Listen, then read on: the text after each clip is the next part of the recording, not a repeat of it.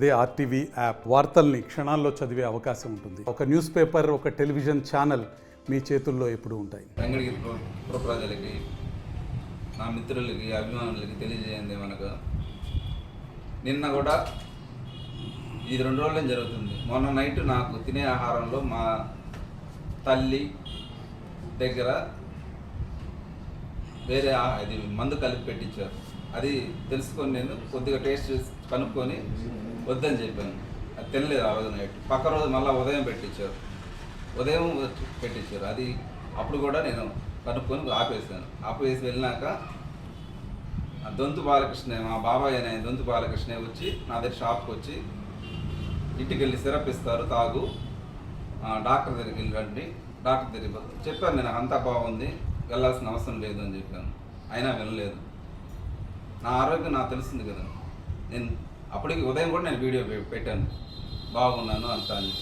సరే ఏం కాదు అని నా తల్లిదండ్రులు హామీ ఇచ్చి, రాత్రి కూడా హామీ ఇచ్చారు. నేను చెప్పాను, ఏం జరగదులే, ఆయన నీ ప్రకారం జరుగుతుంది, చేసుకో, నువ్వు చేసేటి ఆపరు అని. అయినా వాళ్ళు వినట్లేదు. ఇప్పుడు కూడా నాకు ఇంట్లో వాళ్ళకు కూడా నేను చెప్పాను. ఇంట్లో వాళ్ళని బెదిరిస్తున్నారు. బెదిరించి భయభ్రాంతులను చేసి కన్న తల్లి దగ్గర, భార్య దగ్గర పెట్టించారంటే మందు ఎట్లా ఉందో చూడండి. సమాజం ఇంత దారుణంగా ఉంది సమాజం పరిస్థితి. అన్న కొడుకు మీద ఇలా ఇప్పుడు మధ్యాహ్నం అలా పెట్టాను. ఎన్నో చెప్పాను, 100 సార్లు చెప్పాను, వద్దు, చెప్పినట్లు ఉండండి, డాక్టర్ దగ్గరికి అవసరం లేదు, పెట్టొద్దు, ఇట్లా తెలియకన్నా వద్దు, నేరుగా చెప్పండి. ఏదైనా ఉంటే కూడా నేరుగా పెడతానంటే ఒక కలిపి పెడతానంటే కలిపి పెట్టండి. ఇది పెడుతున్నాను, విషయం కలిపి పెడతానంటే చెప్పండి, తినేస్తా ఆనందంగా. అమ్మ పెడుతున్నావు కాబట్టి, విషయం పెడుతున్నాడు, తినేస్తా విషయం కూడా. నేను చనిపోయేదానికి నాకు సిద్ధం. కాకపోతే ఇది తెలియాలి కదా విషయం, అందరికీ, ప్రజలందరికీ కూడా తెలియాలా. వెంకటగిరి ప్రజలకే కాదు, ఇది రాష్ట్ర ప్రజలకి తెలియాలా. ఇది ముఖ్యమంత్రి నారా చంద్రబాబు నాయుడు గారికి తెలియాలా, ఉప ముఖ్యమంత్రి గారైన పవన్ కళ్యాణ్ గారికి కూడా తెలియాలా. అలా తెలియకపోయినంత వరకు ఇది అణిగిపోతుంది. వీళ్ళకి ధనం ఉందని చెప్పి, ప్లస్ ఇది అధికారం ఉందని చెప్పి ఏమైనా చేయొచ్చు అనుకుంటున్నారు. అది తప్పు. అది దేవుడు అంటూ ఒకడు ఉంటారు. దేవుడు అన్నీ చూస్తూ ఉంటారు. దేవుడికి అన్నీ తెలుసు. ఇలా చేయడం తప్పు. అది గోపి గారు, అసలు మీ సమస్య ఏంటి? నా సమస్య ఇది. నన్ను ఇట్లా అన్ని రకాలుగా చేస్తున్నావు. కనీసం వాట్సాప్లో ఇది పెడతానని చెప్పి మధ్యాహ్నం నాకు నెట్ కూడా కట్ చేశారంటే వాళ్ళ నెట్వర్క్ ఎలా ఉందో చూడండి.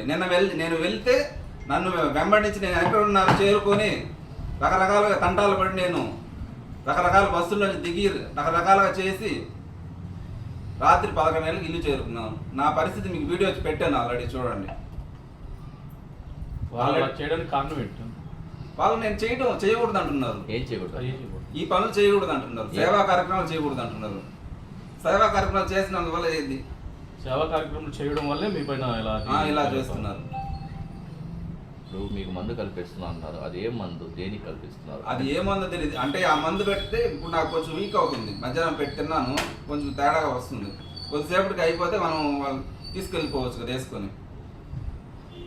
మీ అనారోగ్య సమస్యని గుర్తించి మీరు మందు, నాకు అన్ని బాగున్నాయి. మార్నింగ్ కూడా నేను వీడియో రిలీజ్ చేశాను. కానీ ఇలా చెప్పి అనారోగ్యం ఉందని చెప్పి చేస్తే అలా లాస్ట్ 1 year బ్యాక్ కూడా అలా చేశారు. అప్పుడు అలా పిచ్ అని చెప్పారు, రకరకాలుగా చెప్పారు. నాకు అన్ని అనారోగ్యంగా మధ్యతోనే ప్రవర్తిస్తున్నాను. పొద్దున మార్నింగ్ కూడా వీడియో ఇచ్చాను. ఇలా వీడియో రిలీజ్ చేస్తానని తెలుసుకొని నాకు నెట్ కూడా కట్ చేశారు. ఆఖరికి భయభ్రాంతులు నేను తంటాలు పడి స్కూటర్లో బయట వెళ్ళి ఇంకో దగ్గర రకరకాలుగా చేసి మళ్ళీ ఇక్కడ చేరుకొని పోలీసు వారిని కూడా ఇక్కడ నమ్మలేని పరిస్థితి. వాళ్ళు కూడా హ్యాండ్ ఓవర్లు అయిపోయినాయి. అంటే ఎట్లా ఉండదు చూడండి సమాజం పరిస్థితి.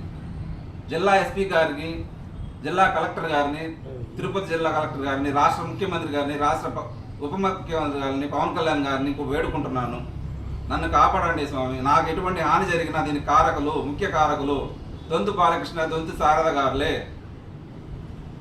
నేను ఇప్పుడు ఈ కార్యక్రమం ప్రెస్ మీట్ అయిన తర్వాత వెళ్ళి పోలీసు ఉన్నతాధికారుల గారికి కూడా కంప్లైంట్ చేయబోతున్నాను. భార్యని తల్లిని వాళ్ళు ఇన్ఫ్లుయెన్స్ చేస్తున్నారు. వాళ్ళని భయపెట్టి మీరు చేస్తారా, చేయకపోతే నన్ను చంపేస్తానంటున్నారు. ఇప్పుడు మీరు ఏదైతే చేయాలనుకుంటున్నారో అది ఆటోమేటిక్గా వాళ్ళు చేస్తూనే ఉన్నారు కదా సేవా కార్యక్రమాలు అనేది. అది వాళ్ళ ఇష్టం. నేను చేస్తే నేను ఎక్కడికి పైకి వెళ్ళిపోతాను, నేను ఎమ్మెల్యే అవుతాను, చైర్మన్ అవుతాను అంటే వాళ్ళే ఉండాలా? మిమ్మల్ని రాజకీయంగా ఎదగనీయకుండా చేస్తున్నారా? నాకు రాజకీయం అవసరం లేదని చెప్తున్నాను. అప్పటికి రాజకీయాలు వద్దు, నేను రాజకీయాలకు రాను. నేను సేవ, దొంతుకోపి మానవ సేవ ట్రస్ట్ ఓన్లీ నా సేవ చేయడమే కోసమే పెట్టిన ట్రస్టు. గ్రూపుల్లో మెసేజ్ పెట్టద్దు, అవి చేయొద్దు, ఇవి చేయొద్దు అని చెప్పడానికి ఎవరు ఒక మనిషిని ఆపగలుగుతారా? సూర్యుని ఆపితే ఆగుతాడా? ఆపడం అనేది చాలా తప్పు. ఆపే వాళ్ళని అందరికీ చెప్తున్నా నేను, దైవం ఉంచి ఎవరు ఆపద్దు కోరుకుంటున్నాను. తెలియకపోతే నన్ను ఏమైనా చేసేదానికి ఉన్నారు కాబట్టి మీరే నన్ను కాపాడగలసిందిగా కోరుతున్నాను. ఎస్పీ గారిని కూడా కలవడానికి మీరందరూ సహకరించాలి. జిల్లా ఎస్పీ, తిరుపతి జిల్లా గారు ఎస్పీ గారిని, జిల్లా కలెక్టర్ గారిని కలవాలి. ఇప్పుడు ఓపెన్ అయిపోయాను కాబట్టి అయితే కారకులు అయితే A1 ఆయన, A2 ఆవిడ. మా కుటుంబ సభ్యులకు మొత్తం 5 మంది, అమ్మ, నాన్న, భార్య, బిడ్డ, నేను. వాళ్ళ పేర్లతో కూడా నేను పెట్టున్నాను. అట్లా క్రియేట్ చేశారు. అంతేగాని ఏ డాక్టర్ ఒకరిని చూసి వాడు దొంగ అని 100 సార్లు అంటే దొంగ అయిపోతున్నాడు. అట్లా ఉంది. అంతేగాని ఏ డాక్టర్ సర్టిఫై చేయలేదు. సర్టిఫికేట్ చేయలేదు, వీళ్ళు సర్టిఫికేట్ చేస్తున్నారు. అట్లా ఇప్పుడు అయితే మళ్ళీ మధ్యాహ్నం మళ్ళీ ఇచ్చారు వాళ్ళు, అంటే సిరప్ ఏదో ఇచ్చారు. ఆ సిరప్ ఇస్తే కొంచెం నాకు అవుతుంది. కొంచెం తినేసాను, మధ్యాహ్నం అయితే ఫుడ్ తినేసాను. మొన్న నైట్ నేను మార్నింగ్ ఒప్పుకోవాలి. ఎట్లా ఒప్పుకోనని రిజెక్ట్ చేస్తుండే కొద్దీ మరిన్ని వీడియోస్ కోసం ఛానల్ ని సబ్స్క్రైబ్ చేయండి, లేటెస్ట్ అప్డేట్స్ కోసం వాట్సాప్ ఛానల్ ని ఫాలో చేయండి అండ్ లింక్ డిస్క్రిప్షన్ లో ఉంది.